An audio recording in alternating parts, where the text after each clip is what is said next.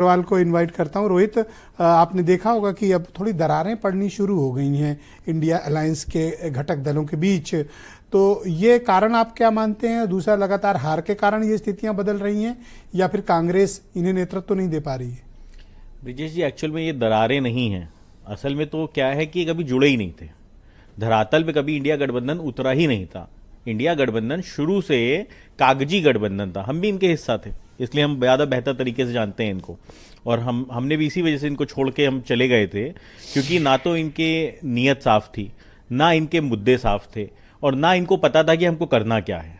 ये सब अपनी अपनी राह, अपनी अपनी चीज़ों पे चल रहे थे। आप कुछ एग्जाम्पल्स देखिए। अब कांग्रेस के प्रवक्ता यहाँ पे कई बड़े नेताओं को बता रहे थे कि बच्चे हैं, ये हैं, वो हैं।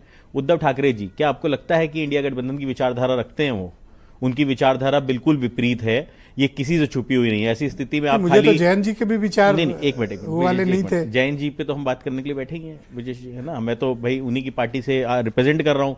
माननीय जयंत चौधरी जी ने जो किसानों के लिए किया है, जो समर्पण दिखाया है, वो तो किसी से छुपा हुआ नहीं है। जो आज छात्रों के लिए कर रहे हैं, बच्चों के लिए कर रहे हैं, जो उनके विभाग आज काम कर रहे हैं स्किल इंडिया में यूथ के लिए, वो किसी से छुपा हुआ नहीं है ना। कोई आपने मुझे सवाल, हाँ नहीं, बिल्कुल नहीं बच रहा ब्रिजेश जी, सच्चाई है ये। और आप देखिएगा कि 2029 तक हमारे देश के अंदर ये जो मुद्दा है ना अनएम्प्लॉयमेंट का, ये रिजॉल्व हो चुका है। वही मैं पांडे जी कह रहा था, कोई बचेगा नहीं। नहीं, बिल्कुल नहीं बचेगा। मैं कांग्रेस वालों को भी नहीं छोड़ेंगे हम, इनको भी स्किल्ड कर देंगे। ये जो अनस्किल्ड लोग हैं ना, इनको भी स्किल्ड कर देंगे। स्किल्ड के बारे में तो मुझे कोई डाउट नहीं है। हाँ, इन लोगों को हो तो हाँ, नहीं बिल्कुल बिल्कुल, मैं डे वन से आपकी स्किल के बारे में बिल्कुल कंफर्म हूं। नहीं ब्रिजेश जी, देखिए यही तो बस आपने हमारी स्किल पे सारा टाइम दे दिया ना। इंडिया गठबंधन वालों की स्किल पे दिया होता तो आपको समझ में आता कि दरारें है ही नहीं। ये तो पहले से ही दूर दूर थे।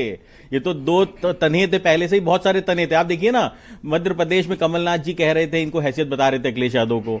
अब ये कांग्रेस के प्रवक्ता के हिसाब से कमलनाथ जी छोटे नेता हो सकते हैं। भाई मैं नहीं कहूंगा कमलनाथ जी को छोटे नेता।